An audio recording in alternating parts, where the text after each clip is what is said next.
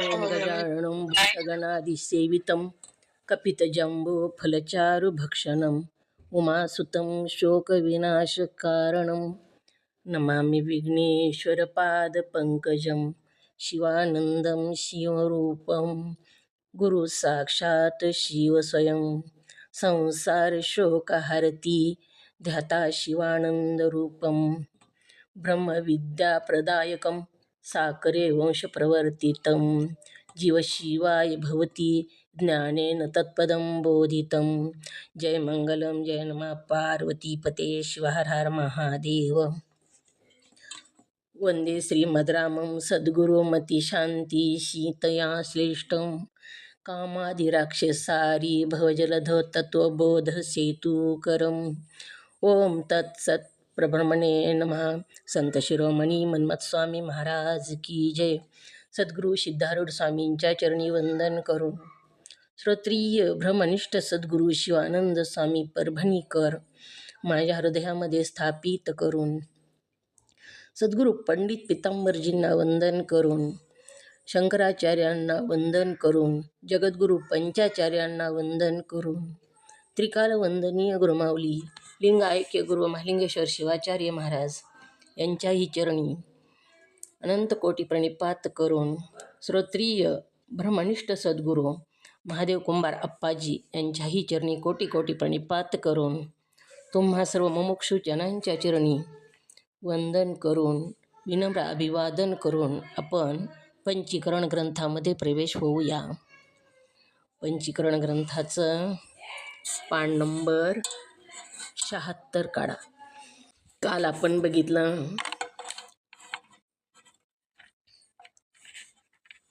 विचारा वाचून अभिमान दुप्पट वाढतो ह्या विषयीचा दृष्टांत काल बघितलेला आहे। कसा विचार न करता जर आपण साधना किंवा संन्यास घेतला तर अभिमान कसा दुप्पट वाढतो त्या काल दृष्टांत आपण बघितलेला आहे। तर जिज्ञासे वाचून अधिकारा वाचून आणि विधी वाचून केवळ वेशधाराने किंवा साक्षात केलेल्या सकाम केलेल्या जपादी इतर साधना आणि अहंता ममता रूप बंधनाची निवृत्ती कधीही व्हावयाची नाही। एवढंच राहिलेलं होतं आपलं काल। तर जिज्ञासे वाचून आपण जिज्ञासा बघितली काल। जिज्ञासू भक्त कसा असतो ते बघितलेलं आहे। अधिकारा वाचून अधिकार पण असायला पाहिजे, अधिकारी लक्षण हे सुद्धा आपण काल बघितलेलं आहे। आणि विधी वाचून आता संन्यास घ्यायचा आहे तर विधी न करता बाजारातून भगवे कपडे आणले, अंगावर घातले आणि कोणताही संस्कार केला नाही, विधी नाही, काहीच नाही, आणि मी संन्यासी, मी महाराज आहे म्हणून जर तो वागू लागला तर किंवा त्यानं तो वेश धारण केला आणि तो वेश धारण करून तो जप तप करू लागला पण सकाम करू लागला,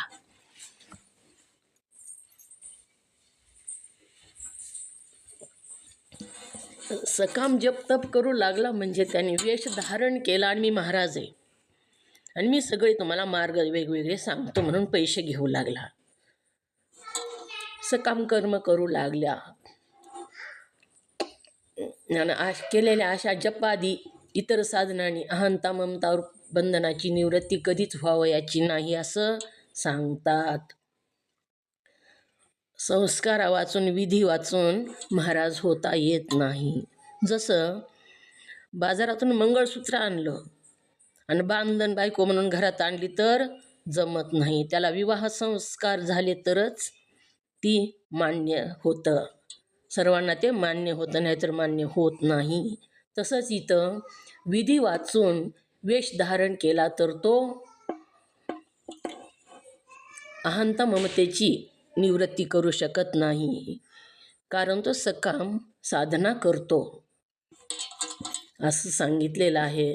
आता शिष्य म्हणतात ओम नमः शिवाय वाचा। ओम नमः शिवाय। शिष्य म्हणतो, तर मग कोणत्या साधनाने अहंता ममताचा नाश होतो हे कृपा करून मला सांगावे. गुरु म्हणतात, विवेकादी साधनाने संपन्न होऊन ब्रह्मनिष्ठ सद्गुरूस शरण जाऊन त्याच्या उपदेशापासून झालेला जो आत्मा अनात्म विचार, त्याच्या योगाने झालेल्या स्वरूपाच्या ज्ञानाने म्हणजे अज्ञानाच्या नाशाच्या द्वाराने त्या अहंता ममताची निवृत्ती होते. वर विचार म्हटला तो हाच की हा देह पंचमहाभूताचे कार्य आहे. त्यामुळे अनात्मा आहे व घटाप्रमाणे, मडक्याप्रमाणे किंवा भांड्याप्रमाणे दृश्य आहे. आणि ज्याप्रमाणे घटाचा द्रष्टा घटापासून वेगळा असतो, तसा देहाचा जो आपण आत्मा तो देहाहून वेगळा आहे. देह जड आहे व आपण चैतन्य आहोत. देह विकारी आहे, आपण निर्विकार आहोत. देह क्रियावान, संगवान, मलिन आहे. आपण आत्मा अक्रिय, असंग, निर्मल आहोत. अर्थात देह आपण नव्हे, आणि जर आपण देह नव्हे तर देहावर कल्पिलेले ब्राह्मणादी 4 वर्ण किंवा ब्रह्मचारी आदी 4 आश्रम किंवा बालपण, तरुणपण, वृद्धपण, स्थूलपणा, कृक्षता, रस्वता, दीर्घता, श्यामता, गौरपण इत्यादी देहाच्या ज्या अनेक जाती, धर्म, कर्म आणि स्वरूपे आहेत, त्यापैकी एकही माझा आत्म्यात उघडच नाही. ओम नमः शिवाय. अशा प्रकारे ओम नमः शिवाय ताई. बस. ओम नमः शिवाय ताई. तुमच्या चरणाला वंदन. ओम नमः. गुरु म्हणतात, शिष्य काय म्हणतो, तर मग कोणत्या साधनाने अहंता ममताचा नाश होतो ते कृपा करून मला सांगावे. असं जर केलं, वरचं मनानं जर संन्यास घेतला, विवेक नाही, विचार नाही, आणि साधना जर करू लागलो तर अहंता ममतेची निवृत्ती होत नाही असं सांगितलेलं आहे. म्हणून शिष्य काय म्हणतात, तर मग कोणत्या साधनाने अहंता आणि ममताचा नाश होतो ते मला कृपा करून सांगा. मला ते साधनं करायचेत आणि मला मोक्षापर्यंत जायचे, तर मला ती कोणत्या साधनाने नाश होतो ते कृपा करून सांगा असं शिष्य सद्गुरूला म्हणत आहे. तर सद्गुरू सांगतात, विवेकादी साधनाने संपन्न होऊन, आकडे टाकून घ्या ताई. एक साधन सांगितलं, विवेकादी साधनाने संपन्न होऊन, इथपर्यंत एक आकडा. ग्रंथावरच आकडे टाकायचे. ब्रह्मनिष्ठ सद्गुरू शरण जाऊन, ही दुसरा आकडा. 3 आकडा. ज्याच्या उपदेशापासून झालेला जो आत्मा अनात्मा विचार, इथपर्यंत 3 आकडा. त्याच्यानंतर ज्याच्या उपदेश योगाने झालेल्या स्वस्वरूपाच्या ज्ञानाने, म्हणजे ज्ञानाने, इथपर्यंत 4 आकडा. 5 आकडा. ज्ञानाच्या नाशाच्या द्वाराने अहंता ममताची निवृत्ती होते. 5 ठिकाणी 5 उपाय सांगितलेले आहेत इथं.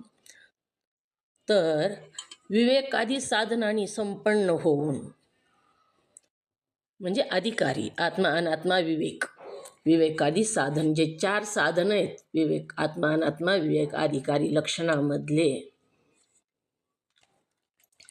आत्मा अनात्मा विवेक, वैराग्य, शमदमादी षड संपत्ती आणि मोक्ष इच्छा, ही जी 4 साधनं आहेत, ह्या 4ही साधनांनी आपण संपन्न व्हायला पाहिजे आधी, असं सांगतात.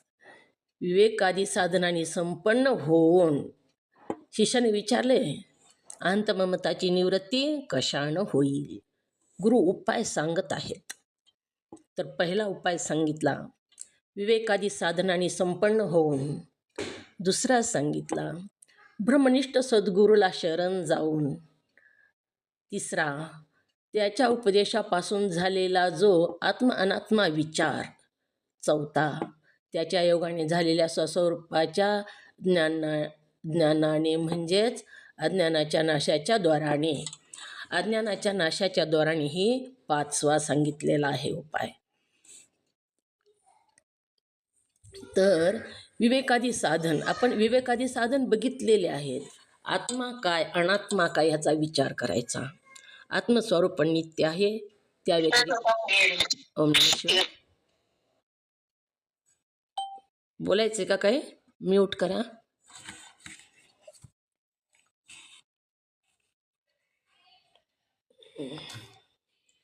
महादेवीताई म्यूट करा.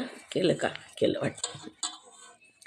आत्मा अनात्मा विवेक, वैराग्य. वैराग्य यायला पाहिजे. ह्या लोकातले भोग नको, परलोकातले भोग नको, कोणतेच भोग नको. शमदमादी षडसंपत्ती आणि मोक्षाची इच्छा, ही 6 संपत्तीसुद्धा असायला पाहिजे. 6 संपत्ती कोणत्या कोणत्या 6 संपत्ती?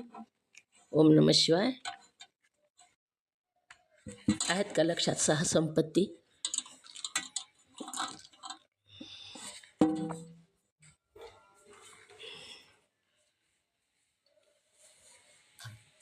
गिरवलकर बोला. काय नाव काय? गिरवलकर ताई. ओम नमस्कार ताई, तुमच्या चरणाला साष्टांग नमस्कार. सांगू का 6 संपत्ती? हो सांगा.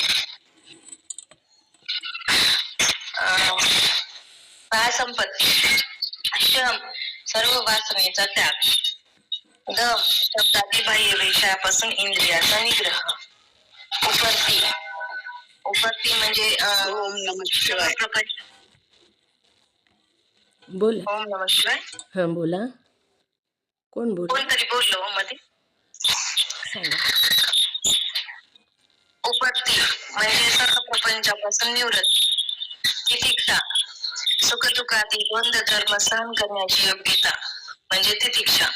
श्रद्धा म्हणजे ब्रह्मनिष्ठ सद्गुरूच्या वाक्याच्या ठिकाणी श्रद्धा आणि भक्ती, त्याला श्रद्धा म्हणतात. आणि समाधान, ब्रह्मनिष्ठ सद्गुरूच्या वाक्याच्या ठिकाणी जी केलेली चित्ताची एकाग्रता, त्याला समाधान असे म्हणतात. नमस्कार. ह्या साधनाने संपन्न होऊन उपाय सांगत आहेत सद्गुरू. त्यांच्या उपदेशापासून झालेला जो आत्मा अनात्मा विचार, सद्गुरूच्या उपदेशाने, उपदेश घेतल्याशिवाय आपल्या मनानं साधना करून उपयोग होत नाही असं सांगतात. ब्रह्मनिष्ठ सद्गुरूला शरण जावा लागेल आणि त्यांनी जे सांगितलं त्यांच्या उपदेशापासून झालेला जो आत्मा अनात्मा विचार, ह्याच्या योगाने सद्गुरू आत्मा काय अनात्मा काही वेगळं करून सांगतात. जे सांगतात ते विश्वास ठेवून ऐकून तसंच जर आपण चाललं तरच त्याचा उपयोग होईल असं सांगत आहेत. ब्रह्मनिष्ठ सद्गुरू ब्रह्मनिष्ठ म्हणजे काय? ब्रह्मनिष्ठ कोणाला म्हणावं?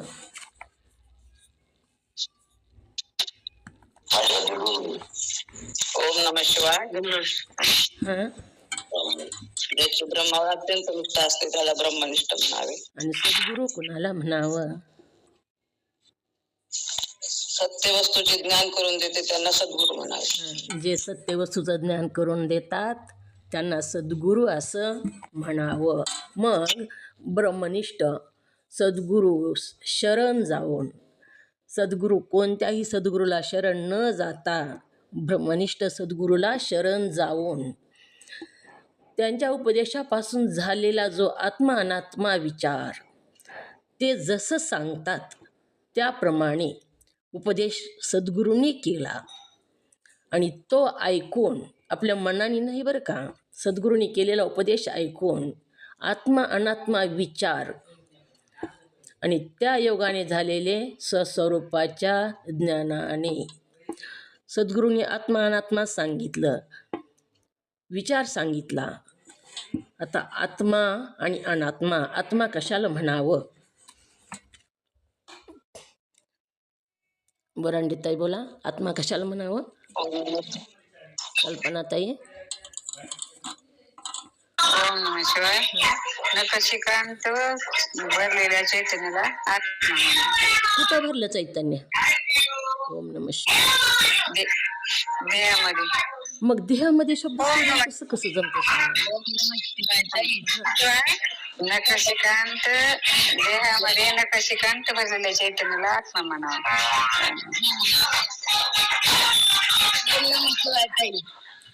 म्यूट करत आहे. उमा उमा म्हणून कोण, उमादेवी कोण येत आहे? म्यूट करा. देहामध्ये नखशिखांत भरलेल्या चैतन्याला आत्मा म्हणावं आणि अनात्मा कशाला म्हणावं? सुनंदा पाटील सांगा, अनात्मा कशाला म्हणावं? असे जड दुःख याला अनात्मा म्हणावं. हां, असं जड दुःख त्याचं लक्षण आहे. आत्म्याचं एकही लक्षण नाही त्याच्यात नसतं, म्हणून त्याला अनात्मा असं म्हणावं. मग आत्मा आणि अनात्मा ह्याचा विचार ज्याच्या योगाने झालेल्या सद्गुरूच्या ज्ञानाने आत्मा आणि अनात्मा, आत्मा काय अनात्मा काय असा जे सद्गुरूंनी सांगितलं आणि त्यांच्या मार्गदर्शनानं आपल्या स्वस्वरूपाचं आपल्या स्वरूपाचं ज्ञानाने म्हणजेच अज्ञानाच्या नाशाच्या द्वाराने जेव्हा आपल्या स्वरूपाचं ज्ञान होतं आणि ज्ञान झालं की अज्ञानाचा नाश आपोआपच होतो. आपण बघितलं गुहेच्या अंधाराचा दृष्टांत.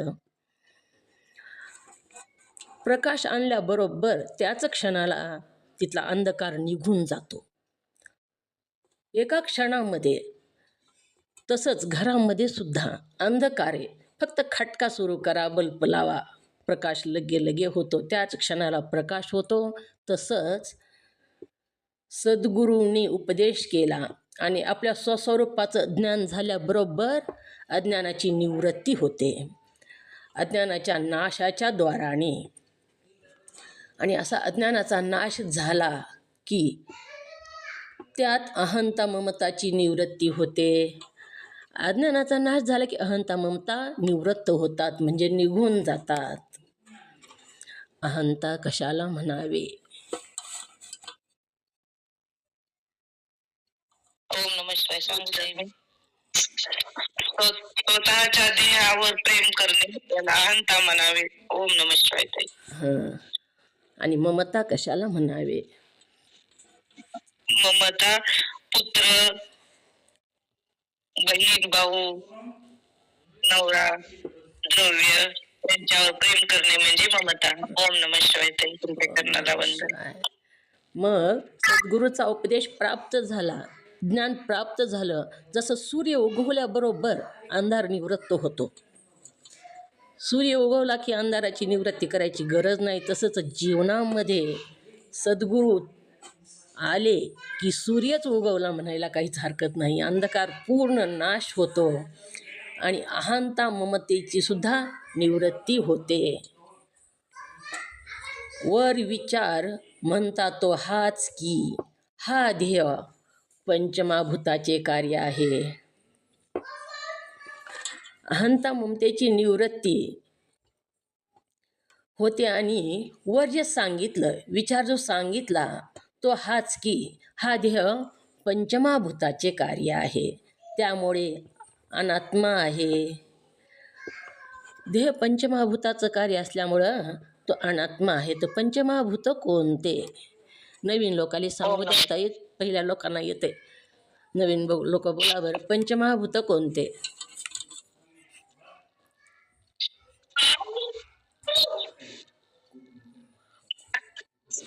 सांगू का ताई? उमा कुलकर्णी कोण आहेत ताई? बोला बरं, पंचमहाभूत कोणते माहिती आहेत का उमाताई? पंचमहाभूत कोणते? ओम नमः शिवाय. मंगेताई बोला, तुम्हाला येतं मी ना ताई पंचमहाभूत? ज्याला येत नाहीत त्यांनी बोला. ओम नमः शिवाय. पंचमहाभूत पृथ्वी, आप, तेज, वायू आणि आकाश हे पंचमहाभूत. पंचमहाभूते आहेत. मग हा देह पंचमहाभूताचं कार्य आहे आणि त्यामुळे तो अनात्मा आहे. पंचमहाभूताचं कार्य जेवढं आहे तेवढं सगळं अनात्मा आणि दृश्य आणि अनात्मा असतं.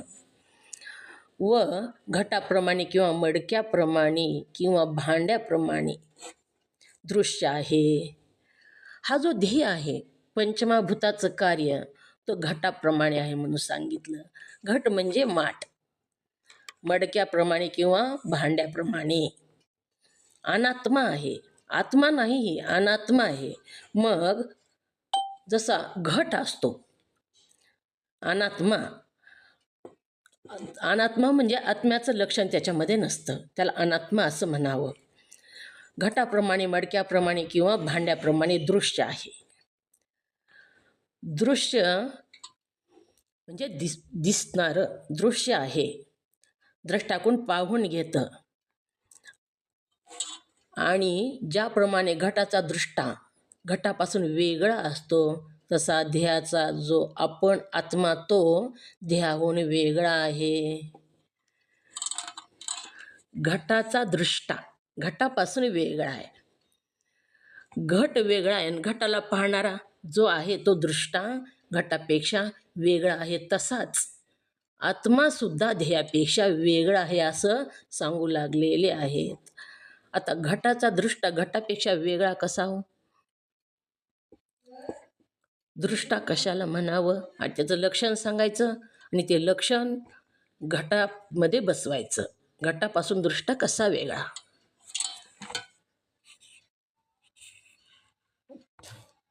सुनंदाताई पाटील सांगा. शिवाय तुमच्या चरणाला वंदन. घटाहून भिन्न राहून घट तो पाहतो त्याला घटाचा दृष्टा म्हणायचं.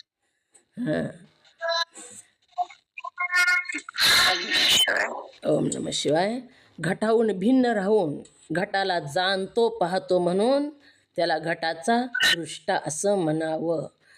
घट म्हणजेच आपण नाही तर घटाहून भिन्न राहतो, घटाहून वेगळं राहून घटाला जाणतो पाहतो ह्याला घटाचा दृष्टा असं म्हणतात. तर ध्येयाचा दृष्टा आत्मा कसा? मंगेताई बोला. ध्येयाचा आधी व्याख्या सांगू का? हां आधी व्याख्या सांगू का म्हणलं? हो. दृश्याहून भिन्न राहून दृश्याला जाणतो पाहतो त्याला दृष्टा असे म्हणतात. तर हे आपला आत्मा देहातून वेगळा आहे आणि आता ते ह्याच्या घटाप्रमाणे तो वेगळा आहे आणि तो त्याला पाहतो जाणतो म्हणून तो त्याचा दृष्टा आहे. घट दृष्टांत आहे. घट ह्याच्यामध्ये घ्यायचाच नाही. आत्मा देहाहून वेगळा राहून आत्मा दृष्टा आत्मदृष्टाच आहे की. सांगा का? सांगा ना. हो हो आलं. देहापासून आत्मा हा वेगळा राहून देहाला पाहतो जाणतो म्हणून तो दृष्टा आहे. कुणाचा? देहाचा. ती शब्द नाही सोडायचे. देहाहून देहाला तो जाणतो पाहतो म्हणून देहापासून तो वेगळा राहून देहाला जाणतो पाहतो म्हणून तो आत्मा देहाचा दृष्टा आहे. ओम नमः शिवाय. तो देहाचा दृष्टा आहे. ज्याप्रमाणे घटाचा दृष्टा घटापासून वेगळा असतो तसा देहाचा तो आपण आत्मा तो देहाहून वेगळा आहे. देह जड आहे व आपण चैतन्य आहो. देह जड आहे म्हणतात. जडाचं लक्षण काय? जड कशाला म्हणावं? जडाचं लक्षण.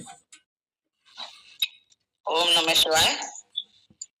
जो स्वतःला जाणत नाही आणि दुसऱ्यालाही जाणत नाही त्याला जड म्हणावं. जो स्वतःलाही जाणत नाही आणि दुसऱ्यालाही जाणत नाही त्याला जड असं म्हणावं. मग देह जड आहे आणि आपण चैतन्य आहोत.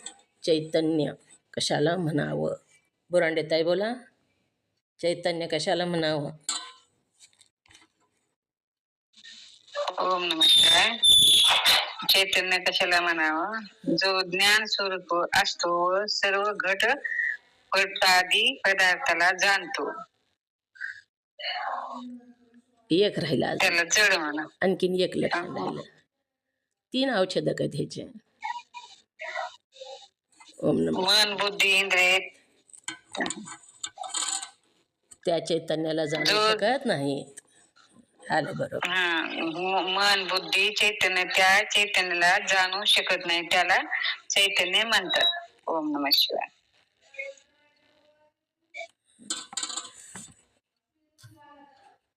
ओम नमः शिवाय. सांगा अजून कोणी सांगायचंय का? ओम नमः शिवाय. कोणतरी हात वरी केला यम मध्ये. बोला बोला ताई, मला ते लक्षात येईना कोण आहे ते. हो सांगा. चैतन्याची व्याख्या. चैतन्य कशाला म्हणावे? जो ज्ञान स्वरूप असतो, सर्व घटपटादी पदार्थाला जाणतो, मन बुद्धी इंद्रिय या चैतन्याला जाणू शकत नाही त्याला चैतन्य असे म्हणावे. ओम नमः शिवाय. मग हो, आलं. देहाहून वेगळा आहे आणि तो देह जड आहे आणि आपण चैतन्य आहो. आपण म्हणजे आत्मा. प्रत्येक ठिकाणी आत्म्याला मी म्हणायचं म्हणजे आपण सजातीय प्रवाहामध्ये राहतो. देहाला मी म्हणायचंच नाही. देहाला जेव्हा आपण मी म्हणायलो तेव्हा आपणच जाणायचं, लक्षात आणायचं की देह मी नाही, देह आत्मा. आत्मा मी आहे, देह मी नाही. देह जड आहे आणि मी चैतन्य स्वरूप आहे. देह विकारी आहे. फरक सांगितलाय प्रत्येक ह्याच्यातला. देह विकारी आहे आणि आत्मा निर्विकार आहे. आता विकार किती आणि कोणते?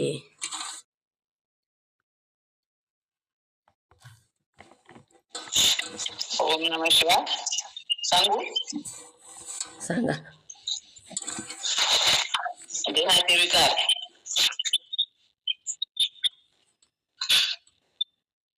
ओम नमः शिवाय. सांगू का मी? हो सांगा. हात वरी करा. माझं ते हात वरी करता येत नाही का? परिणमते म्हणजे तरुण होतो, अपक्षीयते म्हणजे म्हातारा होतो, विनश्यते म्हणजे नाश पावतो. ओम नमः शिवाय. देह विकार आहे. ओम नमः शिवाय.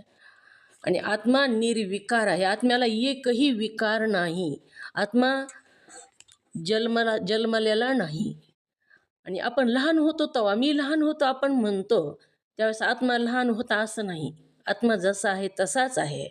आत्मा लहान नव्हता, मोठा होत नाही, म्हातारा होत नाही किंवा त्याचा नाशही होत नाही.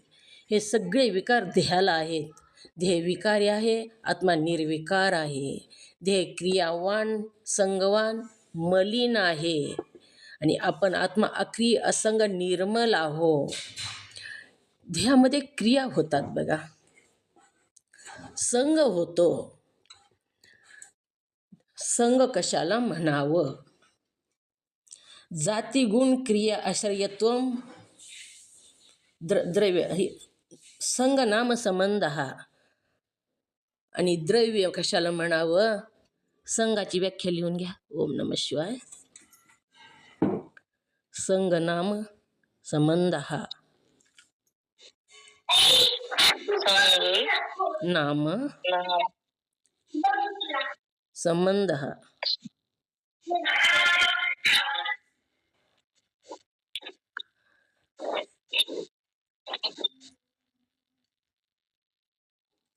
आणि द्रव्य. 2 द्रव्यामध्ये संग होतो म्हणून द्रव्याची व्याख्या लिहून घ्या. जाती गुण क्रिया आश्रयत्वम द्रव्यम. जाती म्यूट करा. तुम्ही म्यूट करा. शिगत म्यूट करा. जाती गुण क्रिया आश्रयत्वम द्रव्यम. तर इथं ध्येय क्रियावाण म्हणून सांगितला. ध्येयामध्ये क्रिया होते. ध्येय संगवाणे आणि मलिन आहे. ओम नमः शिवाय. हॅलो म्हणते. ओम नमः शिवाय. बोला. पहिल्यांदा काय सांगितलं? संगनाम संगनाम संबंध हा. ते राहिलं होतं. हां, संगनाम संबंध हा. काय चुकायला तर सांगा ताई माझं. हं? ओम नमः ओम शिवाय. नमः शिवाय. पुढे काही हं. द्रव्य द्रव्यम जाती गुण क्रिया आश्रयत्वम द्रव्यम द्रव्यम.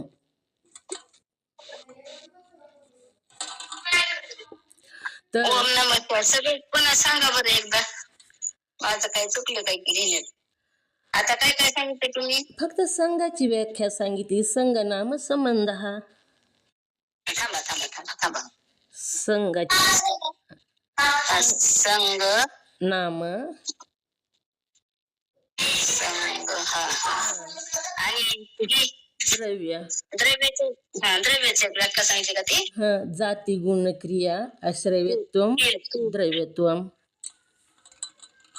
अस्त्र ती गेलो. ओम नमः शिवाय. म्यूट करा.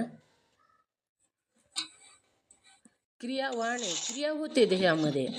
दोन. डबल सांगा. कोणतं सांगायचं? कोणतं सांगायचं? जाती गुण आश्रय नाही, जाती गुण क्रिया. आश्रय नाही, क्रिया.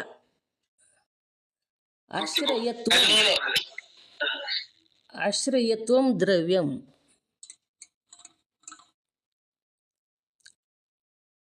जाती गुण क्रिया असते त्याला द्रव्य असं म्हणतात. समजा तसं लिहू नका. आश्रयत्वम द्रव्यम असं लिहा. मी समजून सांगायले तुम्हाला. जाती गुण क्रिया असतात त्याला द्रव्य असं म्हणतात. आणि संगनाम संबंध हा म्हणजे दोन ह्याच्यामध्ये संबंध होतो. दोन द्रव्यामध्ये संबंध होतो.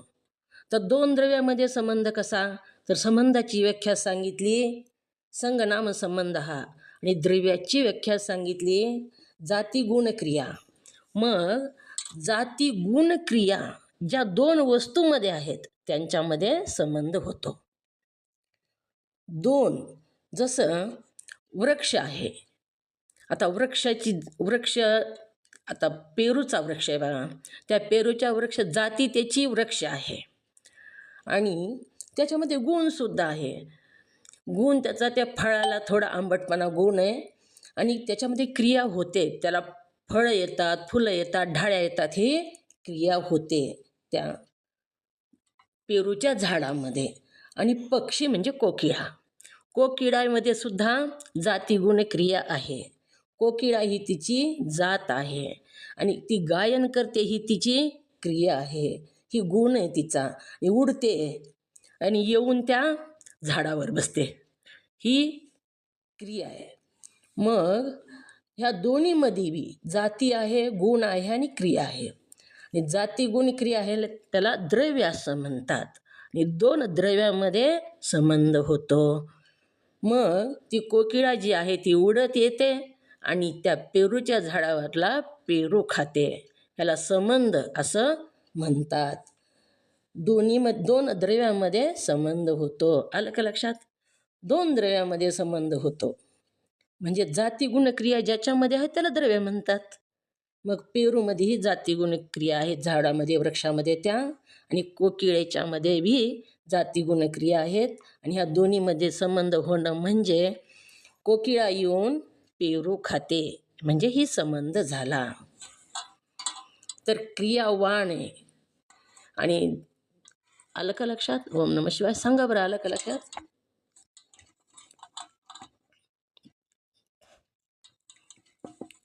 सांगता आलं का? मला लक्षात आलं का?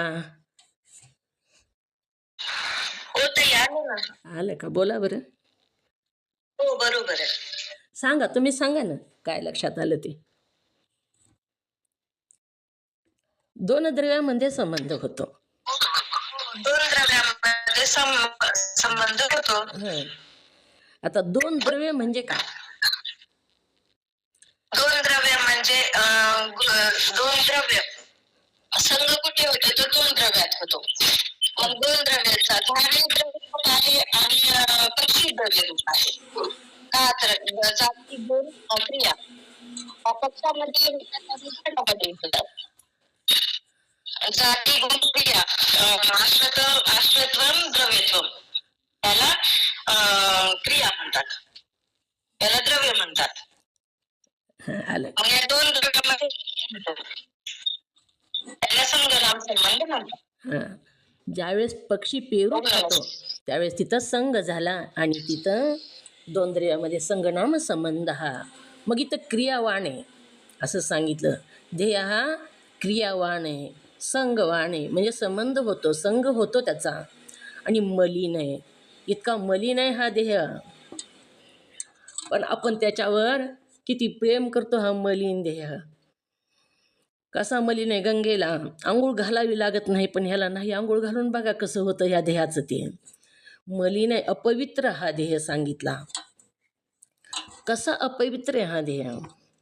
एकदा काय झालं, सद्गुरूंनी शिष्याला सांगितलं सर्वात अपवित्र वस्तू घेऊन ये म्हणून सांगितलेलं आहे. मलिन अपवित्र वस्तू सर्वामध्ये जी आहे ते ह्या जगामधले तू घेऊन ये. तेव्हा शिष्याने विचार केला आणि त्याला लक्षात आलं की सर्वामध्ये अपवित्र वस्तू जर कोणती असेल तर मनुष्याची विष्ठा आहे, जनावराची नाही. बघा, गाईची विष्ठा पवित्र सांगितली, शेळी घोडा कुणीही असू द्या, पण मानवाच्या विष्ठे एवढी अपवित्र कुणाचीच विष्ठा नाही. म्हणून तो शिष्य मानवाची विष्ठा आणण्यासाठी गेला. सर्वात अपवित्र वस्तू त्याला आणायची सद्गुरूंनी सांगितलेली होती. तो विष्ठेला हात लावणार तेवढ्यामध्ये ते विष्ठा बोलू लागली, अरे मला काय पवित्र म्हणून घेऊन जातोस, माझ्यापेक्षा तू कितीतरी अपवित्र आहेस, मला अपवित्र म्हणून काय घेऊन जातोस. सॉरी, इथं पवित्र शब्द आला माझा. तर मला अपवित्र म्हणून तू काय घेऊन जातोस, तर माझ्यापेक्षा तू कितीतरी अपवित्र आहेस, असं ती विष्ठा म्हणू लागली. ती म्हणू लागली, अरे मी तर एका स्वीट होममध्ये काचामध्ये स्वच्छ अशा बरणीमध्ये बसलेले होते, मला कितीतरी मान होता, सन्मान होता, किंमत होती, सुगंध होता. जेव्हा तू मला घेऊन गेलास आणि तुझ्या शरीराचा मला संग झाला आणि एका रात्रीच माझी ही अवस्था झाली. इतकी मलिनता, इतकी अपवित्रता मला आली.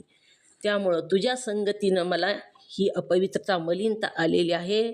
तुझा देह माझ्यापेक्षा सुद्धा अपवित्र आहे, अशी ती विष्ठा म्हणू लागलेली आहे. म्हणून देह मलिन आहे, अपवित्र आहे, आत्मा मात्र अक्रिय, असंग, निर्मल आहे. इथं फरकच लिहून घेतला तर बरं राहील बघा दोन्हीमधला. एका बाजूला देह आणि एका बाजूला आत्मा, असं करून जर तुम्ही फरक लिहून घेतला तर लवकर लक्षात येईल आणि वाचायला सुद्धा सोपं जातं. देह जड आहे, आत्मा चैतन्य रूप आहे. देह त्याच्या खाली जड लिहायचं, आत्म्याच्या खाली चैतन्य लिहायचं. देह विकारी आहे, आत्मा निर्विकार आहे. देह क्रियावान आहे, क्रियावान संगवान मलिन आहे. देह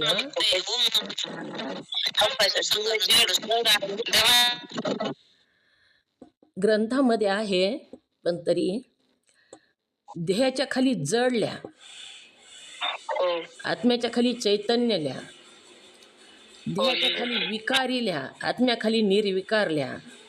देह विकारी आहे, आत्मा निर्विकार आहे. मीनाताई म्यूट करा. मीनाताई म्यूट करा.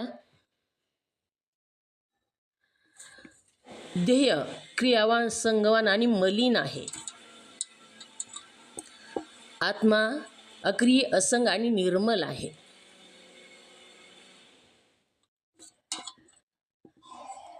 ओम नमः शिवाय दाखवा बरं वाचून.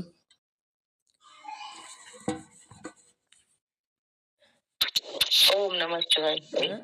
देह जड आहे, आत्मा चैतन्य आहे, देह विकारी आहे, आत्मा निर्विकारी आहे, देह क्रियवान संगवान आहे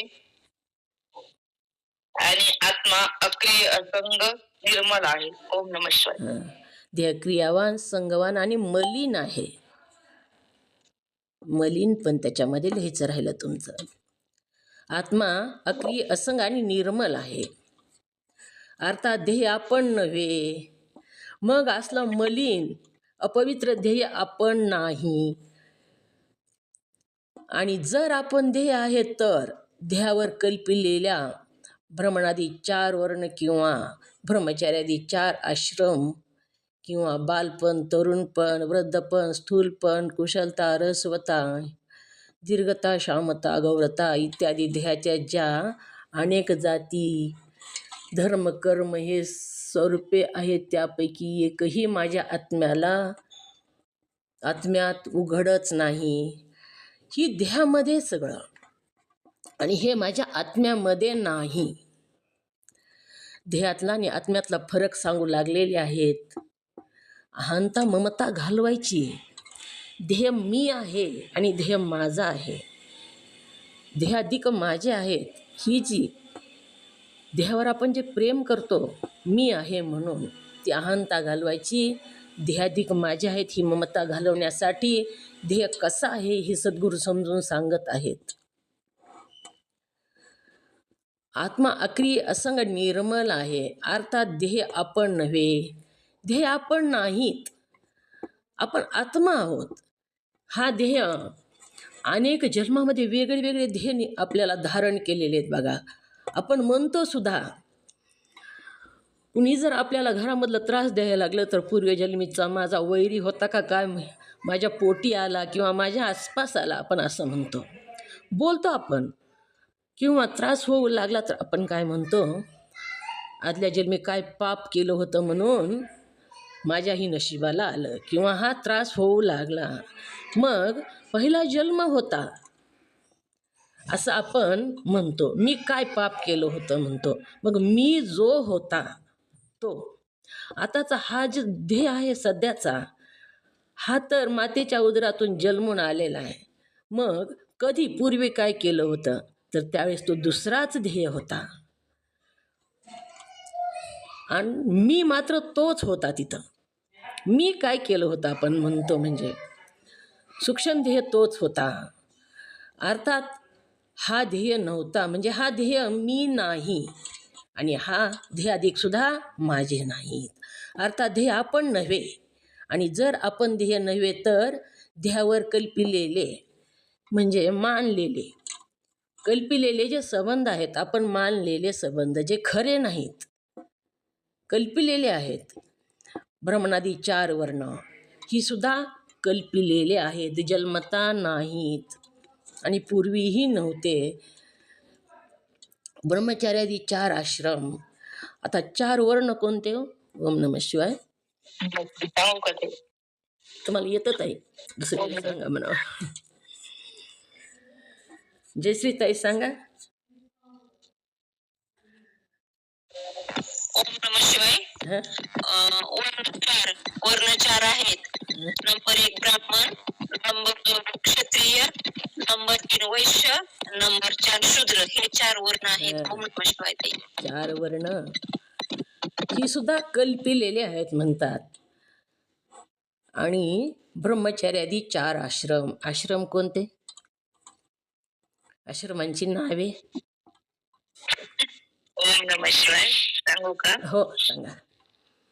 ब्रह्मचारी आश्रम, ग्रहस्थ आश्रम, वानप्रस्थ आश्रम आणि संन्यास आश्रम. ओम नमः शिवाय. ही 4 आश्रम आहेत. 25-25 वर्षाचा एक आश्रम. अशा प्रकारे 100 वर्षाची गणना केलेली आहे. तर ब्रह्मचार्यादी 4 आश्रम किंवा बालपण, तरुणपण, वृद्धपण, स्थूलपण ही कृशता, रस्वता. बालपण म्हणजे लहानपण, तरुणपण म्हणजे तारुण्य, वृद्धपण म्हणजे म्हातारपण, स्थूलपण म्हणजे जाड, शरीर जाड असतं ते, कृशता म्हणजे रोड शरीर. जो रोड आहे त्याला कृशता असं म्हणतात. ऱ्हस्वता म्हणजे बुटका, कमी उंचीचा बुटका. दीर्घता म्हणजे उंच. श्यामता म्हणजे सावळा. गौरता म्हणजे गोरा. इत्यादी ध्येयाच्या ज्या अनेक जाती, कर्म, धर्म आणि स्वरूपे आहेत, हे सगळे ध्येयाचे आहेत, माझे नाहीत. त्यापैकी एकही माझ्या आत्म्यात उघडच नाही. हे ध्येयाचे धर्म आहेत सगळे. स्थूलता, दीर्घता, श्यामता, गौरता, जाड, बुटका ही जे म्हणतो आपण ते ध्येयाचे धर्म आहेत, ते आत्म्याचे नाहीत. मग आत्मा कसा आहे? आत्म्याला ह्यातला कोणताच धर्म नाही. रंग नाही, रूप नाही, नाही वर्ण छाया, निराकार निर्गुण तू रघुराया. ह्या आत्म्याला रंग नाही, रूप नाही, वर्ण नाही, छाया नाही. अशा प्रकारचा हा आत्मा आहे. हे सगळे ध्येयाचे धर्म आणि ते माझ्या स्वरूपामध्ये नाहीत आणि उघडच नाहीत असं सांगतात. अशा प्रकारच्या विचारांनीच ध्येयातून अहंता निवृत्त होते. ओम नमः शिवाय. वाचा ताई पुढचं. ओम नमः शिवाय. अशा प्रकारच्या विचारांनी देहातून अहंता निवृत्त होते. देवदत्त, विष्णुदत्त, शिवदत्त इत्यादी जी नावे आहेत ती सुद्धा देह संबंधी व्यवहार सिद्ध करण्यासाठी देहाच्या ठाई कल्पिलेले आहेत, आत्म्याच्या ठाई नाही. तथापि देहाहून आत्मा वेगळा आहे असे जो जाणत नाहीत, त्यामुळे देहात दिलेला कल्पित नावाच्या आत्म्याच्या ठिकाणी जो त्याने अभिमान बाळगलेला असतो, तोही विवेकाने आणि युक्तीने विचार करून निवृत्त करावा. ओम नमः शिवाय. असे पहा. ओम नमः शिवाय. बस. ओम. अशा प्रकारे उघडच ती, अशा प्रकारे विचारांनी देहाहून अहंता निवृत्त होते. असा जर आपण विचार केला तरच देहावरची अहंता निवृत्त होते, ममता निवृत्त होते. देहातून ती अहंता निवृत्त होते आणि देवदत्त, विष्णुदत्त, शिवदत्त इत्यादी जी नावे आहेत ती सुद्धा ध्येयसंबंधी व्यवहार सिद्ध करण्यासाठी ध्येयाच्या ठाई कल्पिलेली आहेत. ही सत्तेत का हो नावं? ध्येयाच्या ठाई कल्पना केलेली ह्याची व्यवहार सिद्ध करण्यासाठी. आपण जन्मलो त्यावेळेस कुणीतरी म्हणलं का विष्णुदत्त जन्मला म्हणून? जन्मल्याबरोबर तर नाव घेऊन आपण जन्मत नाही. तर हे नाव कधी ठेवलेलं आहे? व्यवहार सिद्ध करण्यासाठी 10व्या-12व्या दिवशी हे नाव ठेवतात. आपल्याला व्यवहारामध्ये लक्षात यावं, व्यवहार सिद्ध व्हावा म्हणून. पण त्या नावाचा किती अभिमान धरतो आपण. आपलं नाव घेऊन कुणी एक शब्द बोलू द्या, किती आपल्याला वाईट वाटतं, त्याच्याशी आपण भांडण करतो. किंवा आपलं नाव घेऊन कोणी स्तुती केली तर आपल्याला कितीतरी आनंद होतो. मग हे नाव खरं आहे का? मग ही नाव खरं नाही असं जर आपण प्रत्येक वेळी सजातीय प्रवाहामध्ये जर राहिलो तर देहावरची अहंता आणि ममता निघून जाते. ध्येय मी नाही असं सिद्ध होतं. प्रत्येक वेळी प्रत्येक कार्य करताना आपल्याला जेव्हा सुख दुःख होतं अशा गोष्टीमध्ये आपलं नाव घेऊन कुणी काही बोललं तर हा नाव माझं नाही आणि हा मी नाही एवढंच आपल्या आपल्या मनाला समजून सांगायचे, कुणालाच नाही. आणि हाच सजातीय प्रवाह आहे. मी आत्मा आहे, मी आत्मा आहे असं तेलाच्या धारेसारखं अखंड त्याच्यामध्ये डुबून राहणं सजातीय प्रवाहामध्ये, हीच ही ज्ञान आहे आणि हीच मोक्षसुद्धा आहे. बघा, ह्यालाच मोक्ष असं म्हणावं. मीची ओळख झाली की मोक्षच झाला, दुसरं काहीच नाही. द्वैत निघून गेलं की आपल्याला मोक्ष प्राप्त झाला. सजातीय प्रवाह असं म्हटलेलं आहे. नदी उगम पावली आणि ती प्रवाहित होते, ती सागरापर्यंत जाईपर्यंत थांबत नाही. बघा, ती प्रवाहित सागराला मिळेपर्यंत ती तसाच तिचा प्रवाह सुरू असतो. इथं प्रवाह त्याच्यामुळंच म्हटलं आहे. सजातीय प्रवाहामध्ये राहा आणि विजातीय प्रवाहाचा तिरस्कार करा. सजातीय प्रवाहामध्ये राहणं म्हणजे आपल्या स्वरूपामध्ये आपण स्थित राहणं. हा देह माझा नाही आणि मी नाही. किती घाणेरडा हा देह आहे. ह्याच्याविषयी सुद्धा 6 प्रमाणं सांगितलेले आहेत बघा. ते आपण उद्या बघू. 1 तास जाईल त्याच्यामध्ये. ह्या 6 प्रमाणांमध्ये एक स्थानात देह किती अपवित्र आहे तो सांगितला. दुसरा बीजामध्ये देह किती अपवित्र आहे ते सांगितला. उपष्टंभामध्ये देह किती अपवित्र आहे 6 प्रकारानं सांगितलं बघा. अपवित्रता देहाची निच्छिन्न दास ही 4था प्रकार आहे. निधनानपी 5वा आणि कायम आधेय स्वचित्वा हा 6वा. 6 प्रकाराने ध्येय अपवित्र सांगितला. एवढा घाणेरडा अपवित्र ध्येय हा माझा नाही, मी निर्मल आहे, असंग आहे, निर्मल आहे, अक्रिय आहे, सच्चित आनंद आहे. ह्या प्रवाहामध्ये राहिलं की मोक्ष प्राप्त होणं सोपं जातं. अहंता ममता राहत नाही. अहंता ममता दाखवायची असते नाटकासारखी. अहंता ममता नाही असं जर म्हणलं तर आपल्याला ह्या घरामध्ये राहणं अशक्य होईल. अहंता ममता दाखवायची, पण आपल्या आपल्या मनाला आपण समजून सांगायचं, तू हे नाहीस आणि हे तुझं नाही. इथं दुसऱ्याचा कोणाचाच विचार करायचा नाही. आपला आपण करावा विचार, त्याने सौख्य फार होय जीवा. आपल्याला आपल्याच सुखाची प्राप्ती करून घ्यायची, तर आपलाच आपण विचार करायचा. ह्या एवढं ग्रंथामध्ये सांगण्याचं कारण एकच आहे की ध्येय मी नाही, आत्मा मी आहे, ही आपल्याला दृढ करायचं आहे.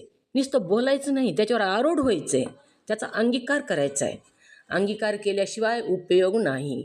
नुसतं तोंडानं पाठ करून म्हणून काहीच होत नाही. परंतु आपण अभ्यास जर करीत राहिलो तर अंगीकार होतो. त्यासाठी जो हा पंचीकरण ग्रंथ आहे, कोणताही ग्रंथ अद्वितीय ज्ञान सांगणारे ग्रंथ आहेत, ते प्रत्येक ग्रंथ 3 वेळेस ऐकावा लागतो. त्यावेळेस ते ज्ञान आपल्यामध्ये रुजतं. पहिल्या वेळेस ऐकताना शब्दाचं ज्ञान होतं बघा. नवीन नवीन शब्द असतात, ते फक्त आपल्याला पाठ होतात, त्याचं ज्ञान होतं आपण अभ्यास जरी केला तरीसुद्धा. दुसऱ्या वेळेस थोडं थोडं वाक्य कळायला लागतात आणि तिसऱ्या वेळेस मात्र त्या वाक्यामधला, त्या शब्दामधला जो गर्भित अर्थ आहे त्याचं ज्ञान होतं. म्हणून प्रत्येक ग्रंथ 3 वेळेस ऐकावा असं सद्गुरू म्हणतात आणि सगळे सांगतात सुद्धा. हळूहळू हळू त्याचं आपल्या अंग ह्याच्यामध्ये रुजतं ते.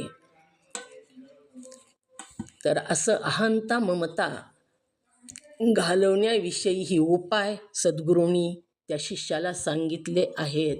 शिष्याने विचारलं होतं की अहंता ममता नाश होतील तो कृपा करून मला तो उपाय सांगा की ज्या उपायाने ही अहंतेचा आणि ममतेचा नाश होईल. ते उपाय सद्गुरू सांगू लागलेले आहेत. आणखीन पुढे राहिलेला आहे. आपला वेळ झालेला आहे. राहिलेला विषय आपण उद्या बघू. झालेली सेवा सद्गुरुनाथाच्या चरणी, तुम्हा सर्व मुमुक्षुजनांच्या चरणी, साधू संतांच्या चरणी समर्पित करून सेवेला पूर्णविराम. जे माझ्या मुखातून अयोग्य शब्द बाहेर पडले ते माझ्या वाणीचा दोष, जे योग्य काही थोडंफार बाहेर पडला असेल ते सद्गुरुनाथाचं. झालेली सेवा तुम्हा सर्व मुमुक्षुजनांच्या चरणी आणि सद्गुरुनाथांच्या चरणी समर्पित करून सेवेला पूर्णविराम. ओम नमः शिवाय.